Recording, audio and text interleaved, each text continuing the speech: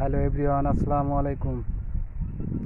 আমাদের বাংলাদেশে প্রতিদিন অনেক দুঃখজনক ঘটনা শুনতে পাওয়া যায়।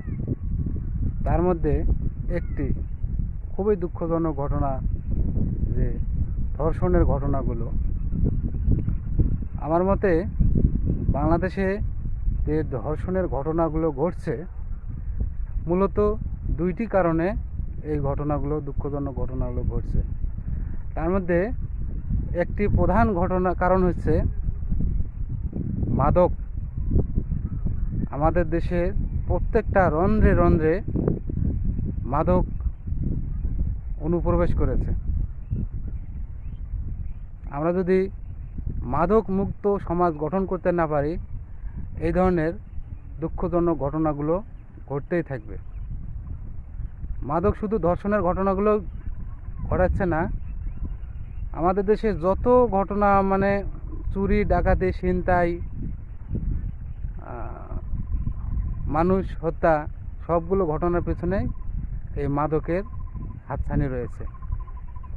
আমরা যদি আমাদের সমাজকে মাদক মুক্ত না করতে পারি, তাহলে আমরা কেউ শান্তিতে বসবাস করতে পারবো না, বা বাংলাদেশকে একটি সুখী সমৃদ্ধিশালী দেশ হিসেবে গঠন করতে পারবো না। এই মাদক একটা ঘটনা কারণ, আর একটা কারণ হচ্ছে বিচারহীনতার প্রভাব। যে কোনো ঘটনা ঘটলেই তার বিচার করতে হবে, কিন্তু আমাদের দেশে বিচারহীনতার প্রভাব লক্ষ্য করা যায়। আপনি একটা ঘটনা, অপরাধ করলেন, কিন্তু আপনি যদি টাকার মাধ্যমে টাকা ছিটাতে পারেন, তাহলে আপনার বড় বড় নেতা এবং আমলাদের সাপোর্ট পাওয়া যায়। এবং এই ঘটনাগুলো ঘটছে, আপনার টাকা আছে, আপনি যত বড় অপরাধী করেন, আপনি মুক্ত হাওয়ায় ঘোরাফেরা করতে পারবেন। এজন্য